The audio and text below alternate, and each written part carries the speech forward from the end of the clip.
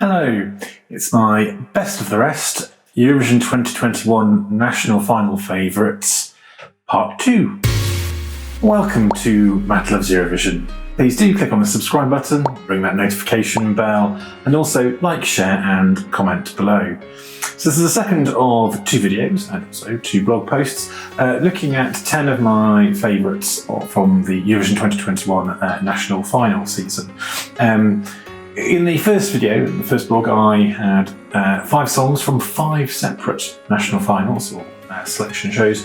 This time, still at 5 songs, but just from 3 selection shows. As before, I've written a blog post to accompany this. You'll find that in the description, and you'll also see kind of the full videos of the songs are embedded there as well, so do please take a look at that.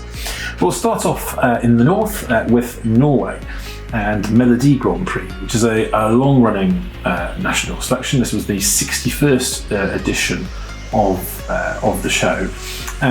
Norway has, in recent years, Melodi Grand Prix has a slightly odd way of going about doing how they do the shows. That they go through a set of jewels jewels and then golden jewels, and then further on, rather than just doing here's the top 10 by vote. But it's all done by public vote at least.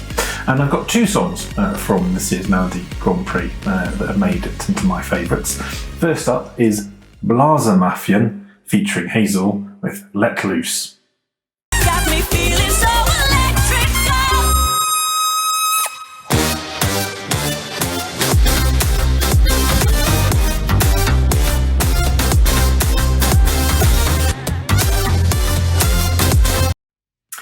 This reached the last 4 in the Norwegian national final. I think perhaps a little surprising to some people. I'm not sure it had been on too many people's radars, but I think it was well deserved to do so well.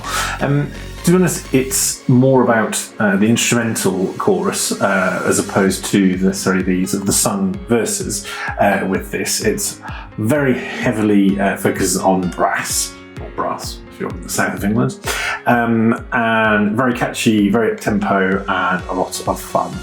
And I hope you like it as well.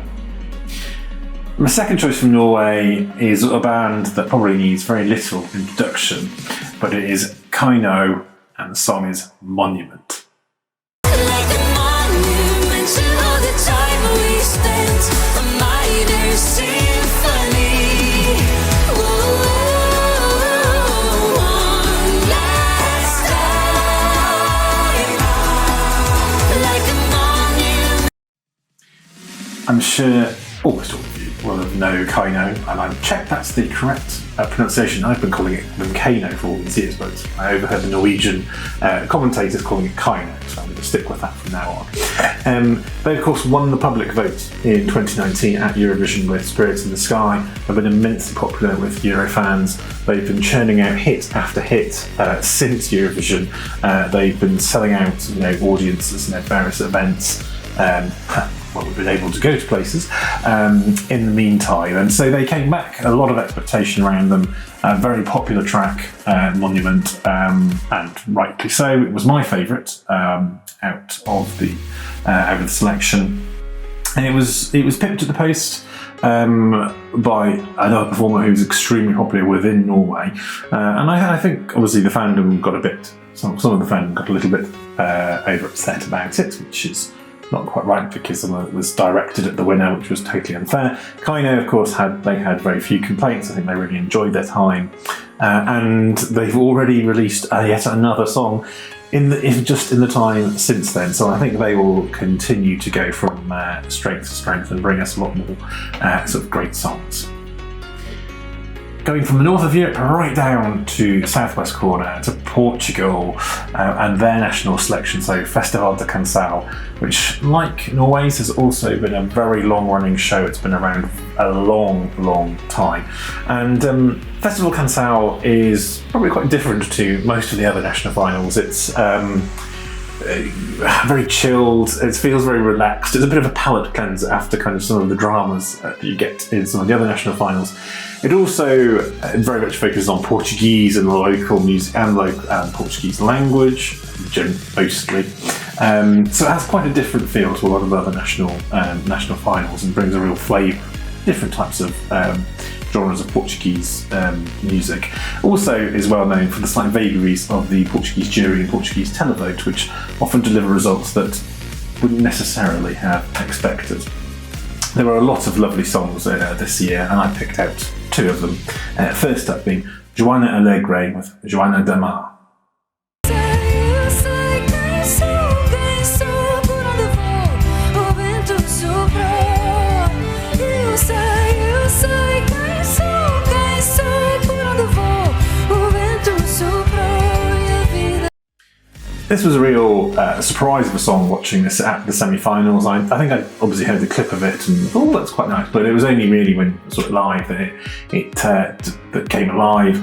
A really beautiful soaring song, and it's obviously it's Joanna of the Sea, and just the feel of the song and some of the colours she wore and the general feeling is it sort of certainly evokes that kind of connection Portugal has with the sea.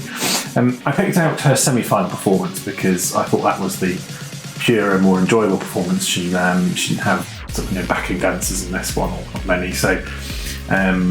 But it did actually a lot better than might have expected. It did quite well with the jury vote in the final.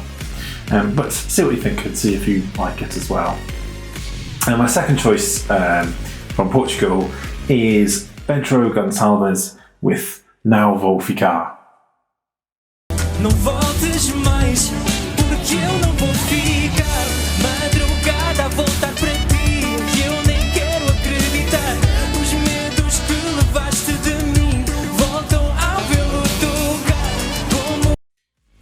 So Pedro Gonçalves was one of the two out of the two entries, or two out of the 20 entries of Festival de Canção that came through a kind of public entry route, and the other 18 were from invites that came from the TV, from the station.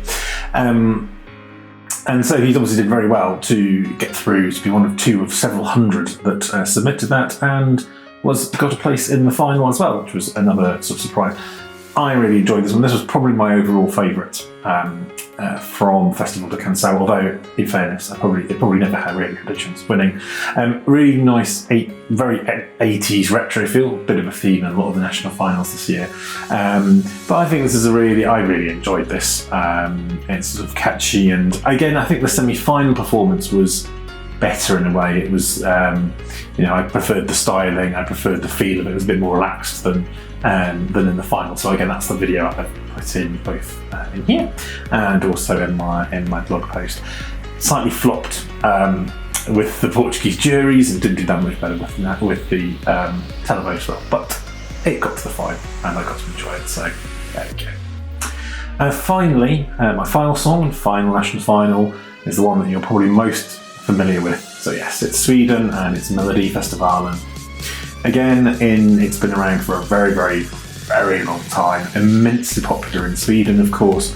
Well known outside of Sweden as well. Bit different this year, obviously. I guess most of the national finals, no big audiences, no touring around the different arenas of Sweden, the different parts of the show, the different stages of the show. It's been in a TV studio in Stockholm. Also marked Krista Björkman's last year as the executive producer, who's been around for 20 years overseeing it and generating a lot of success. Now Melfest has a bit of reputation, I think now, it churns out a lot of, big hits and things that do well at Eurovision. Sometimes you can get a feeling it's a little bit soulless at times, or some of the songs that come up, it's a bit of I wouldn't say it's a hit factory, but there's a certain style of song that comes out again and again and again, and often really good quality. But so the one I've picked from this year is quite different to that, and it's a lady called Clara Klingenstrom with Behöver inte digga dag.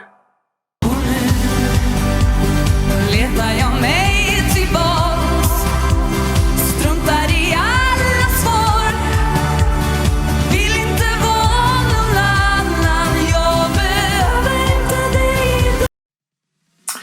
This was one of the big surprises of revelations of Melfest this year. Just a girl with guitar singing a very sweet, fairly up-tempo song, but in Swedish, which is always quite unusual. Most of the entries tend to be in English. And getting through to the final, well, she got through to Andra Chansen, and then she got through to the final, and then did extremely well. She came 5th overall, and it's a really kind of that stripped back, just joyful, simple, which I think is a bit of a contrast to some of the kind of more polished styles that you tend to see in Melfest. And so it's been nice to see. I mean, I don't think there was any chance of it ever winning Melfest, but it was really good to see that do well. And a lot of fans, international fans, got behind it as well, which I think was really nice to see. So that concludes my 10 songs. I've also, obviously there's a lot more than just 10 songs that I liked in the national finals. I've collected some of my favourites in a Spotify playlist. The link again is in the description. You'll also find it embedded on the blog post that accompanies this video, so please do take a look and see us again soon.